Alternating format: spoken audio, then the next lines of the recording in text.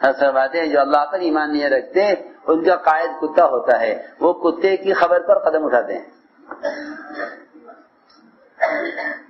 کتے کی خبر پر کہ کتا خبر لائے گا، کتا خبر لائے گا، اس کی خبر پر قدم اٹھائیں گے.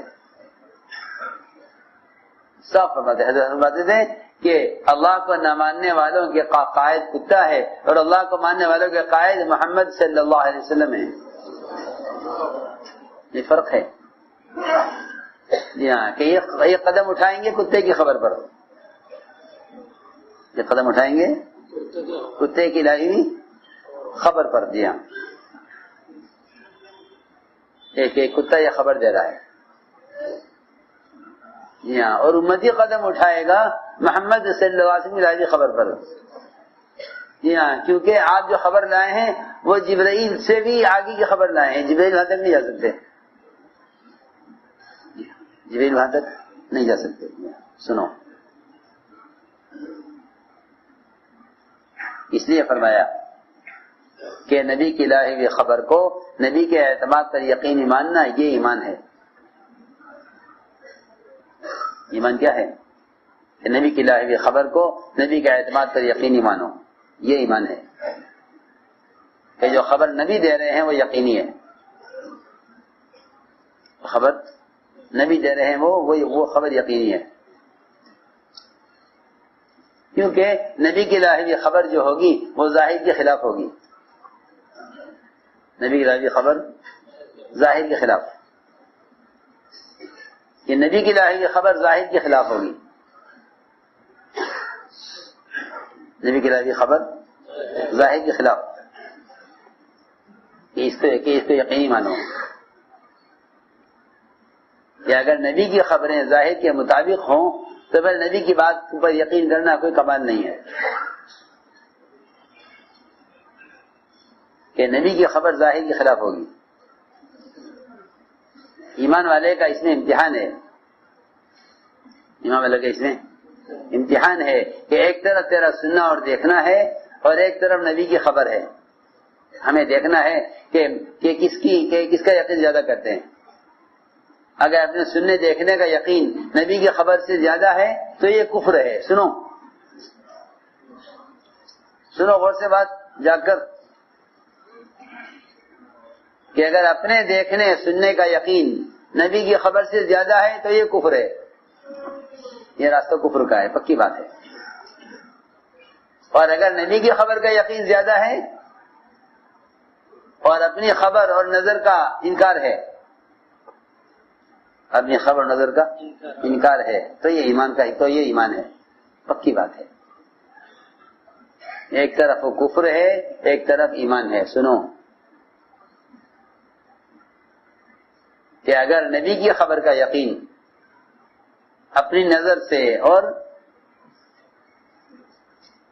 اپنی نظر سے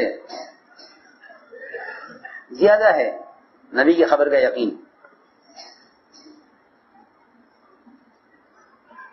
کہ نبی کی خبر کا یقین اپنی نظر سے زیادہ ہے، اپنے سننے دیکھنے سے زیادہ ہے تو یہ مومن کہلائے گا. یہ مومن کہلائے گا، سیدھی بات.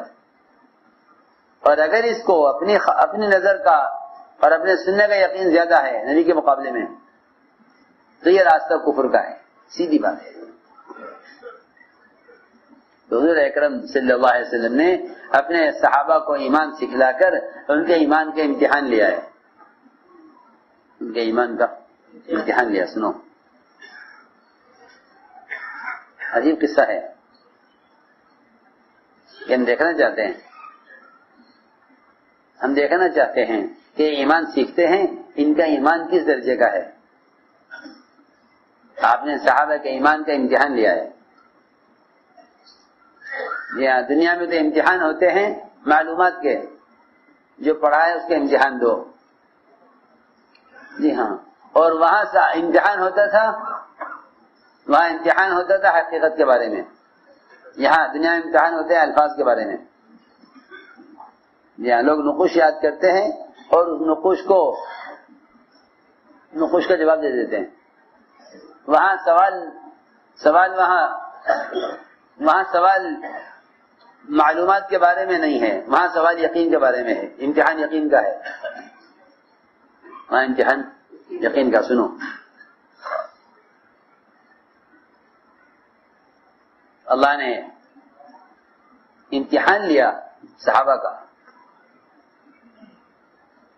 امتحان لیا، اور سخت امتحان ہے، سخت امتحان ہے کہ ہم دیکھنا چاہیں گے کہ تم محمد صلی اللہ علیہ وسلم کے ساتھیوں میں ہو، صحابی ہو، تمہیں نبی کے قول پر کتنا یقین ہے۔ اللہ نے امتحان لیا۔ ایسے بھی ہیں جو امتحان میں فیل ہو گئے، ایسے بھی جو امتحان میں فیل ہو گئے، جی ایسے بھی ہیں، ایسے بھی ہیں جو امتحان میں فیل ہو گئے، اور ایسے بھی ہیں جو امتحان میں کامیاب ہو گئے، امتحان میں کامیاب ہو گئے، سمجھ گئے وہ کہ اللہ کے جیسے امتحان ہے۔ تو دونوں مثالیں ملیں گی سیرت میں، امتحان میں کامیاب ہونے والے، امتحان میں فیل ہونے والے، جی ہاں، دونوں کی قسم بیان کرتا ہوں تاکہ معلوم ہو کہ کون سی قسم کامیاب ہے ایمان میں، کون سی قسم ناکام ہے۔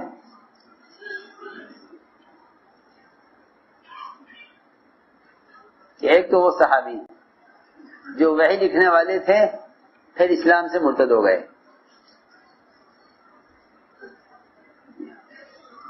کہ انہوں نے اپنی زبان سے نکلے ہوئے الفاظ کو نبی کی زبان سے نکلنے والے الفاظ کے برابر سمجھا،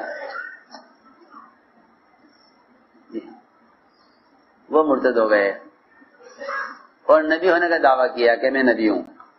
ایک تو یہ ہے مثالیں سمجھو، میں بہت ضروری باتیں عرض کر رہا، مجھے موٹی موٹی ایمان یقین کی بات ہو، ایمان یقین کی بات ہوئی ہے، ایمان یقین کی بات سمجھنا چاہیے۔ ہمارے جیسا فرماتے تھے، اس کام کا میں کوئی نام رکھتا تو اس کا نام تحریک ایمان رکھتا، کہ یہ نبی کی خبر کے کو یقینی بنانے کی محنت ہے، یہ ہے ایمان یقین کی بات۔ یہ مثال ہے حدیث میں شروع سے عرض کر رہا کہ ایمان کا علم حاصل کرو، ایمان کا علم، یہ ایمان کا علم ہے۔ لوگ زکوٰۃ کا علم، روزے کا علم، حج کا علم بے شک ہونا چاہیے، سیکھیں اس کو، اس سے انکار نہیں ہے، لیکن فرائض کا علم سیکھتے ہیں اور ایمان کا علم نہیں سیکھتے، حالانکہ یہ سب سے بڑا فریضہ ہے، سب سے بڑا فریضہ ہے۔ اس کی مثالیں ہیں ایمان بالغیب۔ تو یہ تو مرتد ہو گئے اسلام سے، کیونکہ انہوں نے اپنی بات اور اپنی زبان کے الفاظ کو وحی کے برابر سمجھ لیا۔ ایک بات۔ دوسری مثال کہ حضور اکرم صلی اللہ علیہ وسلم نے ایک دیہاتی سے گھوڑا خریدا، دیہاتی سے گھوڑا خریدا۔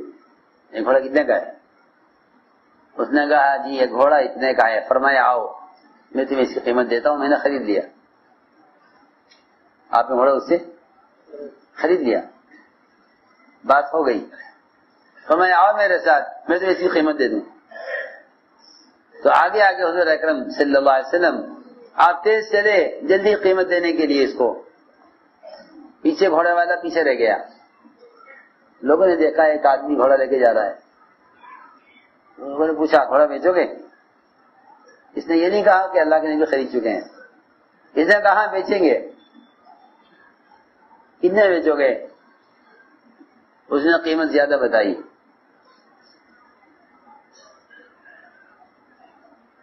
تو لوگ تیار ہو گئے لینے کے لیے، اس کو پیسے زیادہ ملنے لگے، تو اپنی بات سے پھر گیا، آواز دے گا اے محمد صلی اللہ علیہ وسلم آپ گھوڑا خریدیں گے ان کو بھیج دوں؟ فرمایا میں گھوڑا تم سے خرید چکا ہوں، میں گھوڑا تم سے خرید چکا ہوں، میرا تمہارا معاملہ ہو چکا ہے.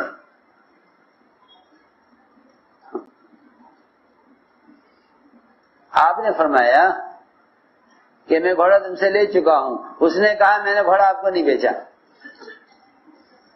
اپنی بات سے پھر گیا, بات سے پھر گیا, میں نے نہیں بیچا. آپ فرما رہے میں نے گھوڑا تم سے خرید لیا, وہ کہہ رہا میں نے آپ کو نہیں بیچا. جی ہاں, اس نے قسم کھائی, یہ کہا روایت میں ہے واللہ ما بعتکہ, میں نے آپ کو خدا کی قسم نہیں بیچا ہے. تو اس نے کہا دیہاتی نے کہ آپ گواہ لائیے. گواہ کون ہے؟ اور گواہ تو کوئی تھا نہیں, صرف دو آدمی, ایک بیچنے والا ایک آپ خریدنے والے, کوئی تیسرا کوئی نہیں, تیسرا کوئی نہیں تھا. جی اب سنو آگے, امتحان, سخت امتحان, سخت امتحان ہے صحابی کا. آپ کی بات چل رہی تھی, گھوڑے والا کیسے گواہ لاؤ, آپ میں گواہ کوئی نہیں ہے, گواہ کوئی نہیں ہے. تو حضرت خزیمہ وہاں سے گزر رہے تھے, حضرت خزیمہ بن ثابت, انہوں نے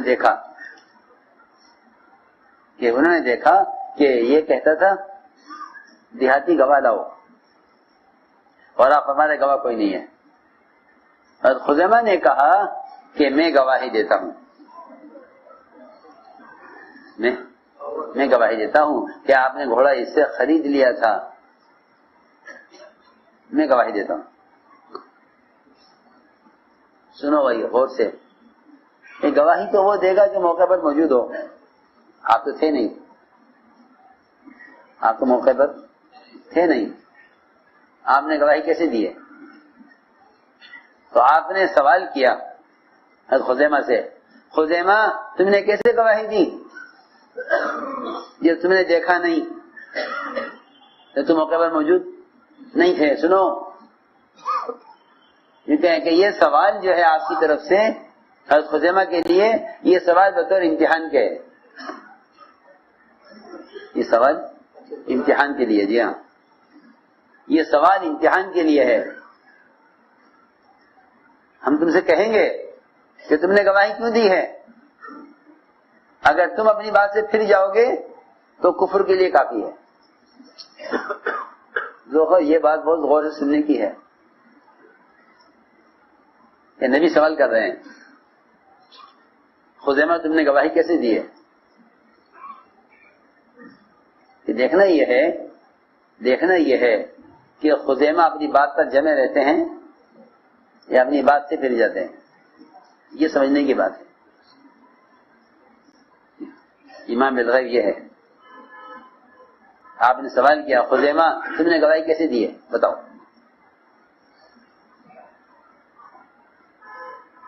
یہ سوال سخت سوال ہے, تم نے کیسے گواہی دی ہے؟ جی ہاں, تو نعوذ باللہ ہو سکتا ہے ایک آدمی یہ سوچے کہ جب نبی مجھ سے پوچھ رہے ہیں تو میری گواہی قابل قبول نہیں ہے, میری بات قابل قبول نہیں ہے, تو مجھے انکار کر دینا چاہیے کہ مجھے معلوم نہیں ہے. لیکن نہیں, آپ نے سوال کیا خزیمہ بتاؤ تم نے گواہی کیسے دی ہے, جو تم موقع پر موجود نہیں تھے. حضرت خزیمہ نے کہا ہم کیسے گواہی نہ دیں, آپ کی باقی تصدیق ہم کیوں نہ کریں. یہ تو ایک گھوڑا ہے, گھوڑا بھی موجود ہے, گھوڑے والا بھی موجود ہے, گھوڑا بھی ہمارے سامنے ہے, گھوڑے والا بھی سامنے ہے, اور آپ فرما رہے ہیں کہ میں نے خرید لیا, ہم کیوں نہ گواہی دیں؟ کہ تم تو موقع پر موجود نہیں تھے, تم کیسے گواہی دے رہے ہو, بتلاؤ. تمہاری گواہی دینے کی وجہ کیا ہے؟ کہ ہمارے گواہی دینے کی وجہ یہ ہے آپ نے ہمیں آسمان کی خبریں دی ہیں, جنت کی, دوزخ کی, قبر کی, حشر کی, اللہ کے وجود کی, عرش اور کرسی کی. ہم نے کچھ نہیں دیکھا, ہم نے کچھ نہیں دیکھا. یا رسول اللہ یہ کیسے ہو سکتا ہے؟ یہ کیسے ہو سکتا ہے؟ یہ کیسے ہو سکتا ہے کہ ہم ان تمام چیزوں کو تو بغیر دیکھے ہوئے آپ کی خبر کی وجہ سے یقینی مانتے ہیں، اور ایک گھوڑے کو ہم نے دیکھا نہیں بکتے ہوئے، آپ بھی خریدتے ہوئے، ہم اس کا انکار کر دیں؟ یہ نہیں ہو سکتا۔ یہ مثال ہے، یہ امتحان میں کامیاب ہو گئے، یہ امتحان میں کامیاب ہو گئے، جی ہاں، یہ امتحان میں کامیاب ہو گئے۔ آپ نے فرمایا خزیمہ اتنے سچے ہیں کہ اگر یہ کسی چیز کے بارے میں گواہی دے تو ان کی گواہی دو کے برابر مانی جاوے۔ اکیلے آدمی گواہی دو کے برابر، جی ہاں، تصدیق، سچا آدمی ہے۔ سچا اس کو کہتے ہیں، سچا وہ ہوتا ہے جو نبی کی خبر کو ظاہر کے خلاف یقینی مانے، وہ سچا ہے۔ خدا نہ کرے، نعوذ باللہ، اگر خزیمہ یہ کہہ دیتے کہ مجھے معلوم نہیں، میں کچھ نہیں کہہ سکتا، میں کچھ نہیں کہہ سکتا کہ آپ نے خریدا یا نہیں خریدا، میں تو موقع پر نہیں تھا، تو یہ کفر کے لیے کافی ہے، یہ کفر کے لیے کافی ہے۔ یہ میں نے عرض کیا ہے کہ یہ ہے ایمان بالغیب کی مثالیں۔ حارث ابن مالک رضی اللہ تعالی عنہ مسجد میں سوئے ہوئے تھے، آپ نے ان کو اپنے پیر سے حرکت دے کر اٹھایا، فرمایا حارثہ مسجد میں سوئے ہوئے ہو؟ آپ نے اٹھایا ان کو، اٹھا کے پوچھا اے باس بہتا کہ صبح کی سال میں کر رہے ہو؟ فوراً جواب دیا اصبحت مؤمنا حقا، میں صبح کر رہا ہوں ایمان کی حقیقت کے ساتھ۔ اور فرمایا کیا دلیل ہے ایمان تمہارے ایمان کی؟ کیا دلیل ہے تمہارے ایمان کی؟ فرمایا کہ میں نے جنت اور دوزخ کو جس طرح آپ سے سنا ہے اس طرح میں اپنی آنکھوں سے دیکھتا ہوں۔ یہ نہیں کہ جس طرح آپ سے میں نے سنا ہے مجھے یاد ہے، مجھے یاد ہے نہیں، یاد ہونا دماغ کا علم ہے، یاد ہونا دماغ کا علم ہے، دل کا علم نہیں ہے، یاد ہونا دماغ کا علم ہے۔ ہاں، کوئی چیز یاد ہے پوچھا جائے تو بتلا دے، اس کو دماغ کا علم کہتے ہیں، یہ دماغ کا علم ہے، یہ دماغ کا ایمان ہے کہ آدمی کے جنت میں یہ نعمتیں ہیں، جہنم میں یہ عذاب ہیں، یہ سب دماغ کا علم ہے، سب دماغ کا، پکی بات ہے، دماغ کا علم ہے، کیونکہ معلومات کا تعلق دل سے نہیں ہے، معلومات کا تعلق دماغ سے ہے۔ یہ اس کو زبان کا علم کہا ہے حدیث میں۔ انہوں نے یہ نہیں کہا کہ جنت میں یہ نعمتیں ہیں جہنم میں یہ عذاب، ہی نہیں کہ وہ تو معلوم ہے، انہوں نے یہ جواب دیا کہ جہنم جیسی آپ نے بیان کی ہے میں اپنی آنکھوں سے دیکھ رہا ہوں، اور جنت میں وہ ایک دوسرے کی زیارتیں کرتے ہوئے اپنی آنکھوں سے دیکھ رہا ہوں۔ تو آپ نے یہ فرمایا عرفت فالزم، فرمایا عرفت فالزم، کہ تمہیں معرفت حاصل ہو گئی ہے، مگر اس پر جمع رہنا، اس پر جمع رہنا، کہ معرفت تو حاصل ہو گئی ہے، اس پر جمع رہنا، اس لیے کہ ایمان مومن کے اندر سے اتنا جلدی نکل جاتا ہے، ایمان مومن کے اندر سے اتنا جلدی نکل جاتا ہے، جتنا بھگوڑا اونٹ اپنی رسی کو اس کا رسی کھول دی جاوے تو وہ غائب ہو جاتا ہے۔ کون؟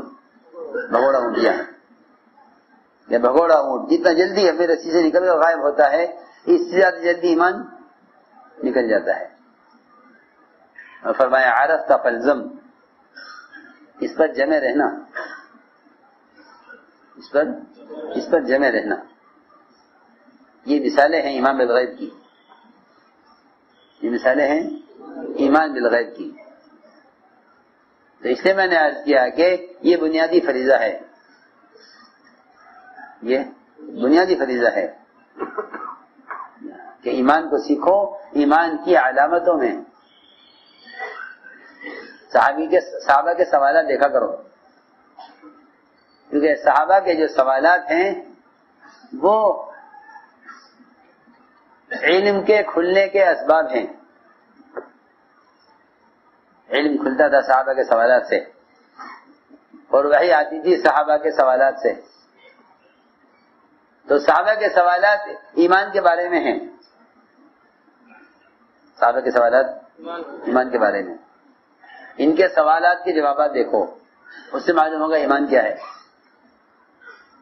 صحابہ کے سوالات اور آپ کے جواب، جی ہاں وہ دیکھو. صحابی نے سوال کیا، یا رسول اللہ ایمان کسے کہتے ہیں؟ ایمان کسے کہتے ہیں؟ آپ نے فرمایا جب تجھے نیکی خوش کرے اور گناہ غمگین کرے جان لے کہ تو مومن ہے. یہ نیکی خوش کرے گناہ غمگین کرے جان لے کہ تو مومن ہے. اذا سرت حسنتک وساءتک سیئتک فانت مؤمن.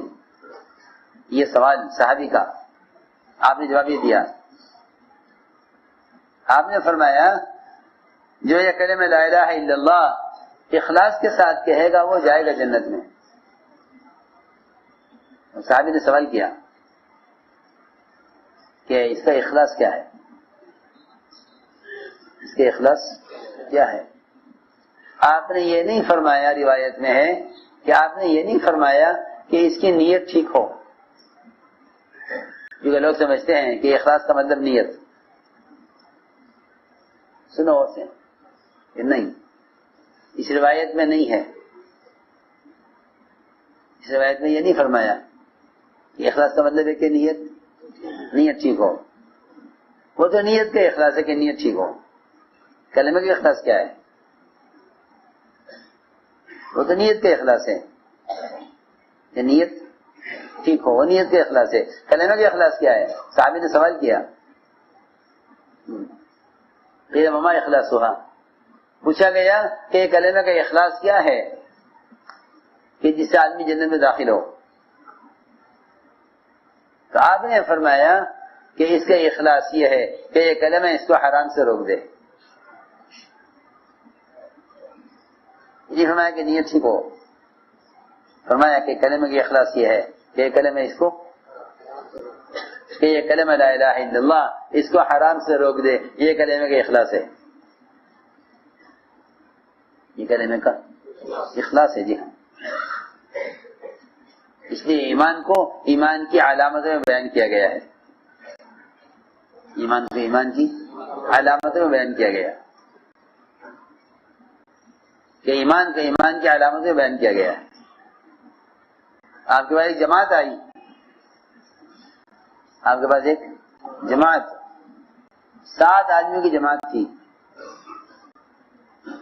جماعت